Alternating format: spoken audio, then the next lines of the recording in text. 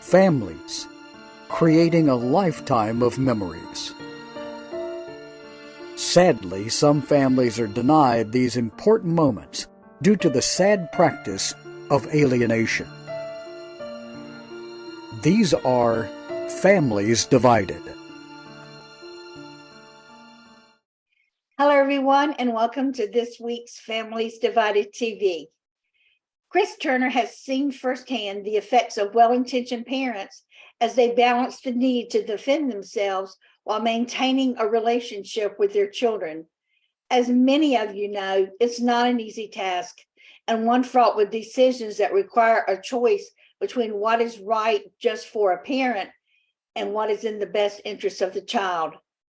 Chris will be speaking with us on many of the missteps that parents have taken along the way in their journey to maintain their relationships as parents, while fighting many other obstacles like court battles and unfounded allegations.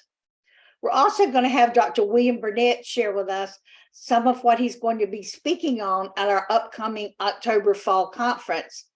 And he's going to be letting us know some of the important details he's going to be sharing at that conference. We're going to be having a virtual international conference on the subject, alienation, the truth regarding the trauma and the abuse. This is a very important subject. And we have 11 of the top experts and professionals in the world who will be presenting at our conference. We're now in the midst of our pre-early bird special. It's a great time just to go ahead and get registered. We have many already registered for the conference, and I hope you'll be able to join us. It's really going to be phenomenal. We're going to have many special things going on during the conference. We have a webpage just for this on our website if you'd like to get more information and also register on that webpage. We're going to be back with Chris Turner right after these messages. Divorce and co-parenting are a major life interruption for families, especially the kids, but also for parents and grandparents. And it's even worse in blame-filled, high-conflict cases. When parents engage in alienation by turning the kids against the other parent or grandparents, kids suffer. They're denied the opportunity to build the 4 big skills necessary for future resilience. New Ways for Families online class can help. Parents learn to use our popular BIF and EAR skills to calm the conflict and stop the hostile emails and texts. And we even have a class for kids and parents to learn together. Research shows a 75% improvement in joint parental decision-making after this course is taken, plus overall improvements for kids' well-being. Don't wait to make this affordable investment in your children's future and improve your well-being too. Start learning new ways for your family today at conflictplaybook.com.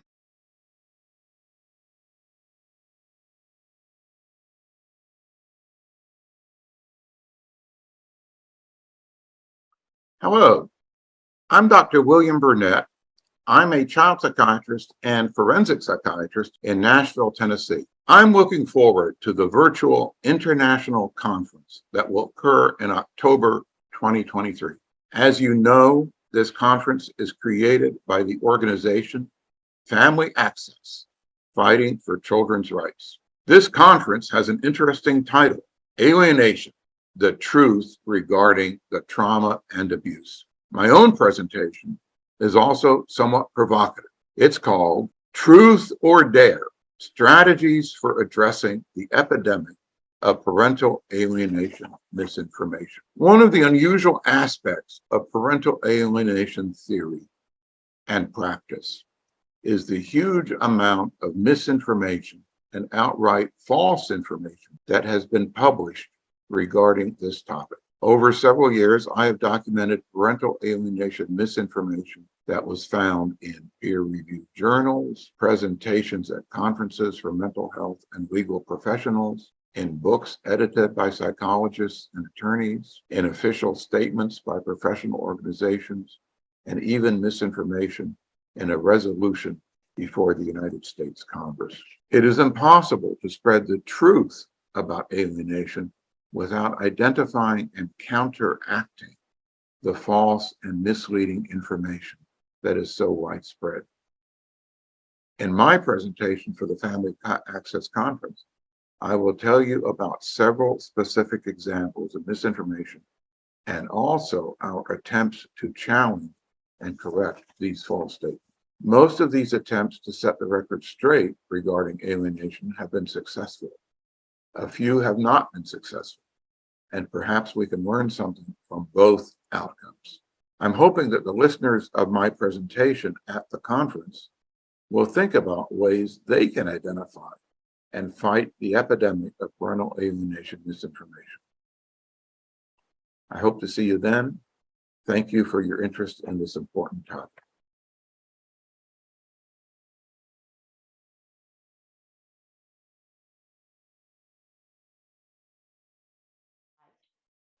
Hi, thanks for joining us. Today we're going to talk about common missteps in parental alienation cases.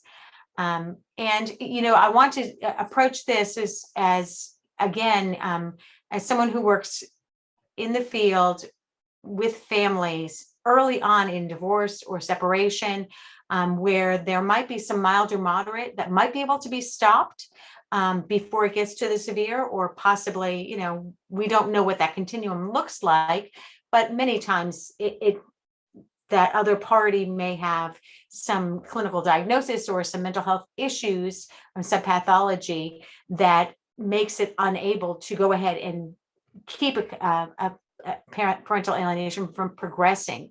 But when we look back on these cases, when they were at the mild to moderate state, there were some very common missteps that parents made that set them up when they went into court and into further litigation or further relationship with their children and with that other parent. And so I want to talk a little bit about that today, common missteps, mostly at the beginning of cases. The first thing that I want to stress is that your role needs to be as a parent. So being too permissive with your child. I understand that when you are under the gun and you are feeling like your relationship with your child is waning, and possibly the other parent is causing some of that disconnect with you and your child and trying to intervene and turn your child against you, it's very hard not to be more permissive and get that child to like you. That's not your job. Your job remains as a parent. And so making sure that you are not too permissive, both with your child and with the other parent. So let's talk about with your child or with your children. Be a parent. Again, we know that is what's best for children. Children need that discipline. They need to know where the boundaries are.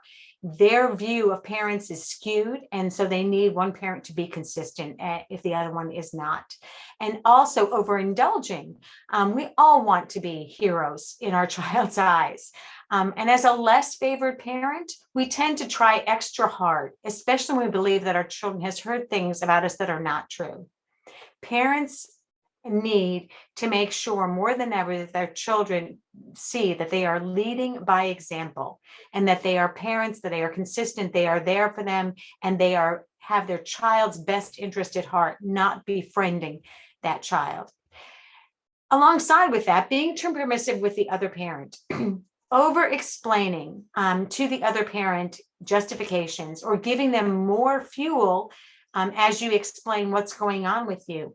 You don't owe the other parent answers for your behaviors. You don't owe them understanding what you're going through or what's going on in your life. That relationship is over. Your relationship as a parent continues. Excuse me. Trying to rationalize with a parent who is trying to destroy your relationship is futile.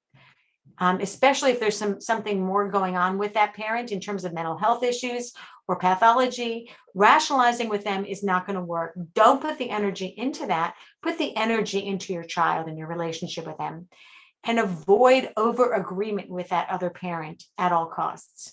You can't bend over backwards and try to make things easier on the other parent. That's different from bending over backwards and being agreeable for your child's sake if it's in your child's best interest. But to serve that other person's agenda is not a positive thing. And we see a lot of this permissiveness and agreeability, especially when they are new to the separation and divorce. More times than not, one parent will have checked out emotionally from a relationship, and they may be still controlling, and they're controlling what happens in the divorce. And the other parent, whether they are married or whether they're just in a relationship with that person, they try really hard because they're shell shocked. They try really hard to win that person back. In the beginning of a case, they try really hard to be agreeable and get along. And that is not the mindset of a parent who is alienating. The mindset of a parent who is alienating is control. It is domestic violence, and it is abuse against your child. And you need to keep that in focus as you move through that relationship with that other parent.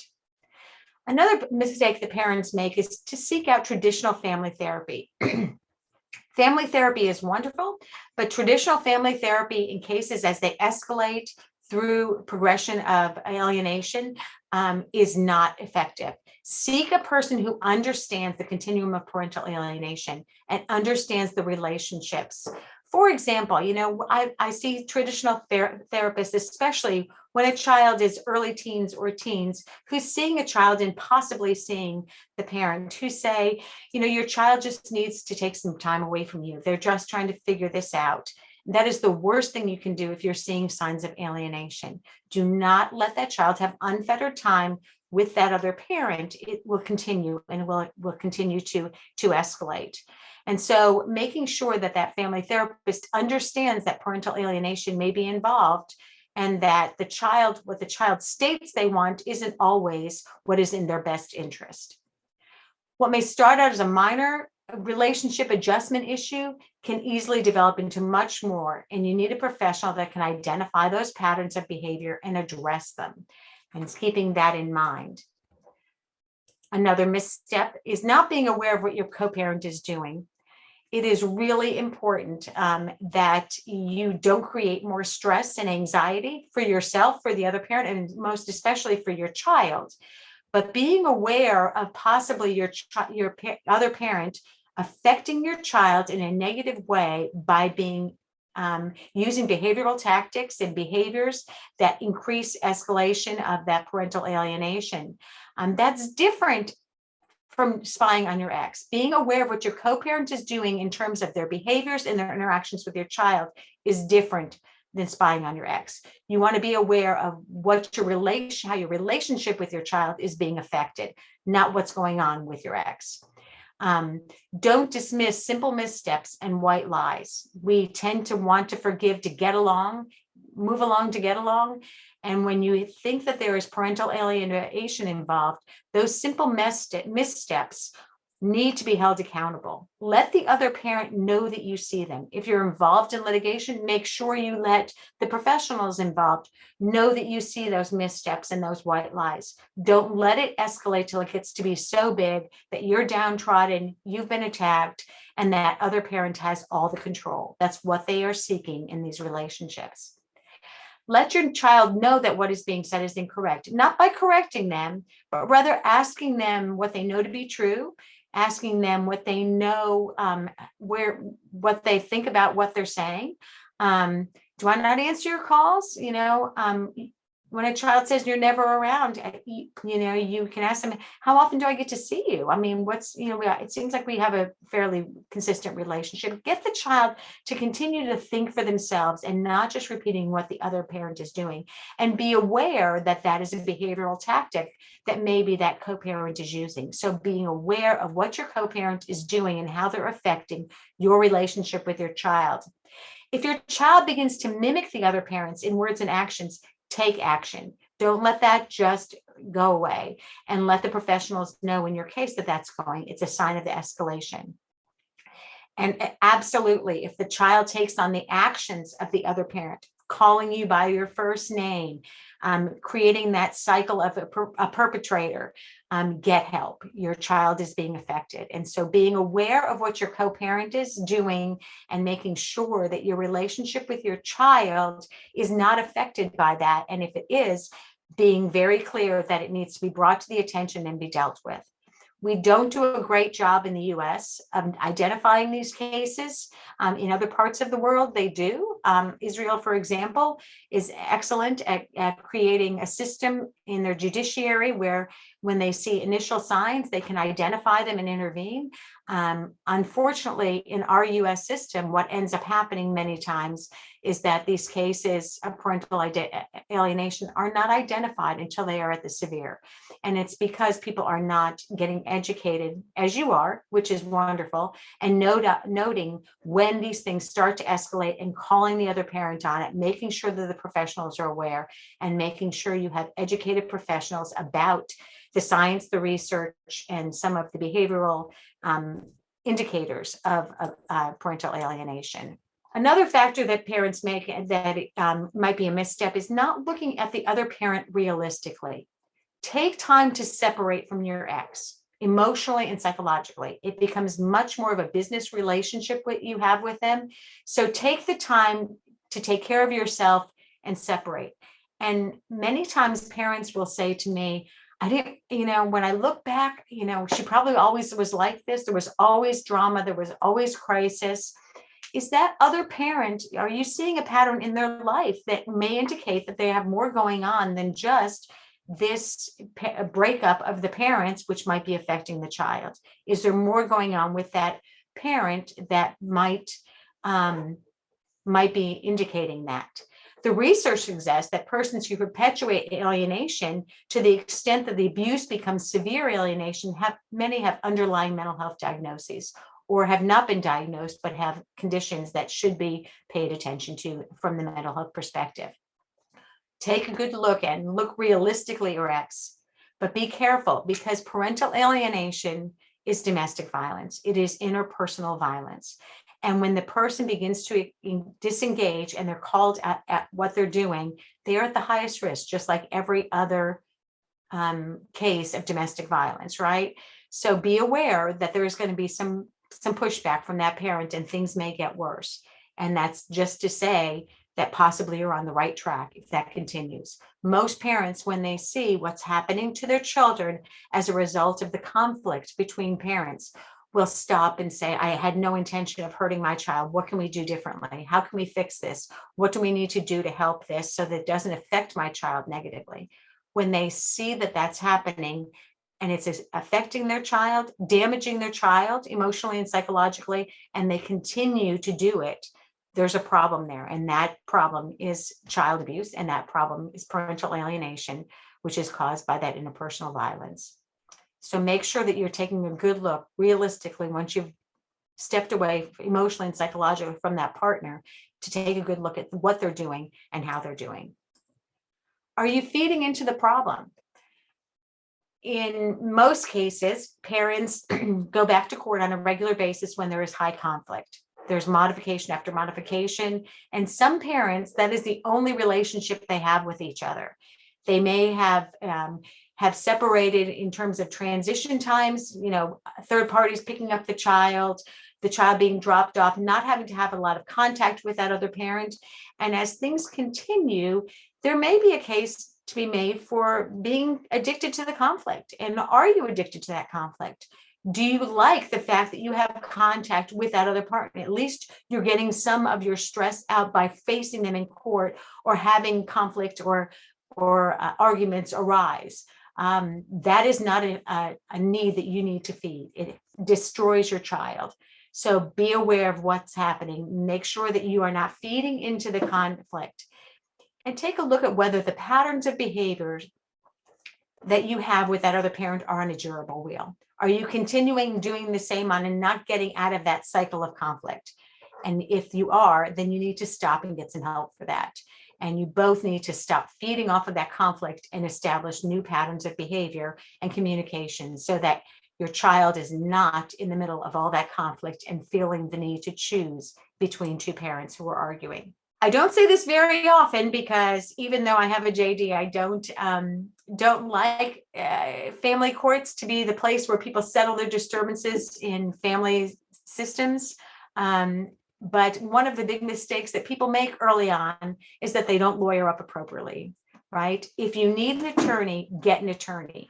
Many times parties will not get attorneys. The other party has filed for divorce and they just want to make it as easy as possible, which is great if you think you can sit down, talk realistically, honestly, with that other parent and work out an agreement regarding your child and how you're moving forward.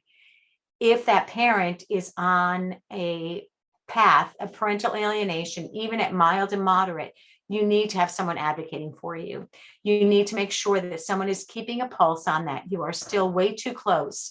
And so making sure that you are not pro se, not representing yourself if the cases involve parental alienation, you need to make sure that you have the right lawyer who understands that, not one that makes a case that doesn't need to go to litigation and perpetuates that system, but making sure that you are getting an advocate for you if you are not able to be an advocate for yourself. Choose an attorney that will listen to you and advocate for what's important to you, and what's important to you should be consistent with what's best for your child. In the midst of all of these family conflicts, one of the big breaks that people make and big mistakes that they make is they don't take care of themselves, right? One party is being attacked, they're beaten down, they are a shell of who they used to be. And we can easily excuse that as saying, oh, it's the beginning of a breakup, or I'm having a hard time moving on. Take the time that you need. Otherwise, you become that person that you're being accused of being, right? All of those negative things that are being said about you may become reality if you don't take care of yourself. So making sure that you are taking time each day in every way for self-care. How is your diet going? Have you let yourself go to pot since you separated from that person, or since the conflict started? Taking care of that diet, making sure that you're exercising, going for walks, getting out in the fresh air, making sure that if that was part of your regular program before, making sure you're getting back to who you are and what you need to make yourself the best person you can be. Taking advantage of quiet time, not fixing every moment of your day with something that keeps you going, but focusing on being quiet and listening to that voice within you so that you can have some peace and some ability to move forward with a clear mind. Take that time, body, mind, soul, right? Watch your drinking habits. Many times when parents are left alone, whether it's that the other parent has that possessory time with the child, or you don't have as much as as the other parent does, perhaps if you're separated by distance, we rely on bad habits. We eat too much, we drink too much, we find recreational outlets that are not healthy for us. So being aware of that and getting back to the point where you're taking care of yourself in all of these areas. Don't exclude the fact that friends and relationships are key and are important. Have you lost, in the midst of this case, have you lost contact with people who are important supports to you? Are you able to name your friends and still have those kind of support systems available to you, including relatives that you may have counted on before? Or has litigation and this crisis and this conflict become the center of everything you do? It needs to start taking a side view, and you need to get back to all of these things that keep you healthy and keep you as the best parent and the best person you can be. What are you doing to fill the empty spaces? Your life has changed. Possibly you're not seeing your child as much. Possibly, you had just separated from that other parent if you're in the earlier mild stages, right? What are you doing to fill those empty spaces? And are those empty spaces being filled with things that are helpful? Or are they going to hurt you long term? And are they beneficial to you as a person? Are they beneficial to you as a parent? So making sure you take care of yourself in the midst of this conflict is critical. Another misstep, if there's an escalation, don't wait it out. If you're seeing things progress, one of the biggest mistakes parents make is not making each other accountable early on in these cases. They don't call things for what they are. They don't see things happening and being able to make sure that they're getting a clear view of it. They let it go. Oh, they're not themselves. Oh, they didn't mean to say that. Oh, my child didn't mean that. Don't let things go unstated. And if they start to escalate, don't let it wait. I'm not saying that every issue should be brought into the courtroom, but every issue should be addressed if it's a conflict and should be brought out in the open. If you can't solve that conflict, between the parties, then make sure that if someone is advocating for you and that conflict is addressed, especially as it relates to possession and access and communication with your child. You cannot back down on that, and you need to make sure that you continue to have as good a relationship as you can with your child, and that that's consistent in that parent-child relationships. Don't agree to seek help for perceived ills. Okay, so early on in cases, many times people will, just for the sake of getting along or proving someone that it's not an issue, you will agree to do things like drug and alcohol assessments and anger management classes and supervised visits for the purpose of just kind of getting through it. That sets the tone for your case.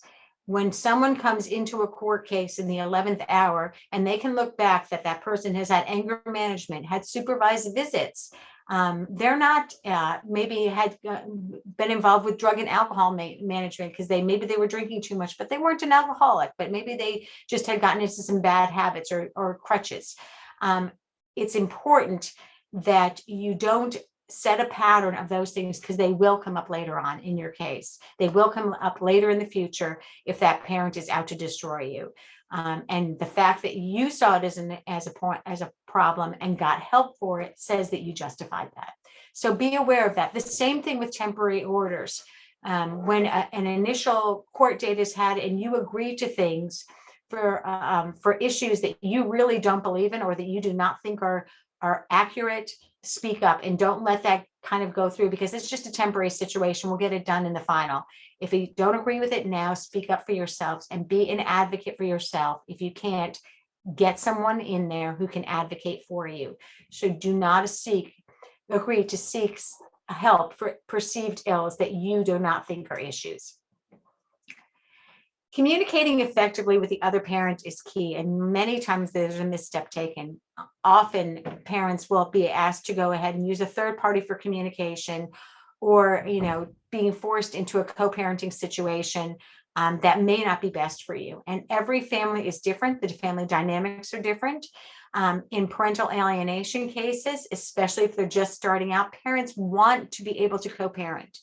But look at how you're co-parenting. Is that effectively communicating with your child for your child's sake?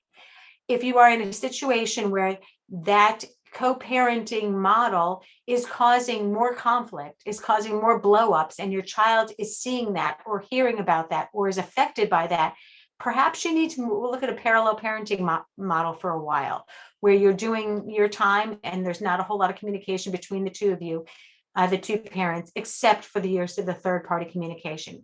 What's going to help communication and diffuse the situation as you move forward so that you can get back to possibly a positive relationship with that other parent, as a co-parent. Many times I see parents who go and have a good co-parenting relationship until something happens, like they get remarried or they have a child, or there's something going on with them where that causes more conflict, and the conflict escalates, and maybe they need to create some distance. If that has to happen, that distance created temporarily with the goal of getting back to co-parenting so that you can communicate effectively and have your child less affected by the conflict that's going on, then do that. Do what's best for your family. Everyone wants to be able to co-parent. In some families, that's not able to be done. In some families, that co-parenting model, do or die, creates a lot of problems because it is a conflictual understanding between the parents in the midst of that co-parenting. So figure out whether you need to take some time. There's nothing wrong with that, to take a time out, go back to parallel parenting for a little bit while you get readjusted and get the help you need to deal with whatever that issue was that broke down that communication. Some parents are able to even go into therapy together as co-parents, get into co-parenting therapy or use a parent facilitator. Again, all great tools for you if you understand, if you see the signs of alienation, that person is educated about it and can be able to identify that in those early stages, if that's where it is. Don't neglect taking care of yourself, taking care of your environment, creating two homes. Again, and I've said this before in previous presentations, Readjust yourself consistently, looking at what's best for your child at their developmental times. Reassess regularly after you readjust. Are things different? Is my other parent co-parenting well? Is my other co-parent communicating about the things they need to? And get the help you need to do to make sure that happens, whether it's through litigation or whether it's through counseling or having conferences with a third party with that other parent, and continually redefine what that relationship looks for. 2 homes is much more work than 1 home. So as you create those 2 homes and fine tune those 2 homes, making sure that those relationships, communication, and interactions within your home, as well as between the 2 homes, is incredibly important for your child's sake. And pay attention to some of those flags that come up as time goes on regarding what needs to be tweaked and what needs to happen in terms of making changes for your child's sake. Decrease the anxiety with your child based on the conflict with your other parent by identifying things early, reassessing and readjusting, and redefining your relationship. If that means that litigation is inserted, then that's what needs to happen, especially as it escalates. But try to notify that other parent what you're seeing and call them on it so that you can stop early signs of parental alienation and tactics being used. And if it doesn't stop, then maybe that was purposeful and maybe you are on it towards a more severe alienation. So get help initially and make sure that you're identifying them early and getting help for them. Thank you.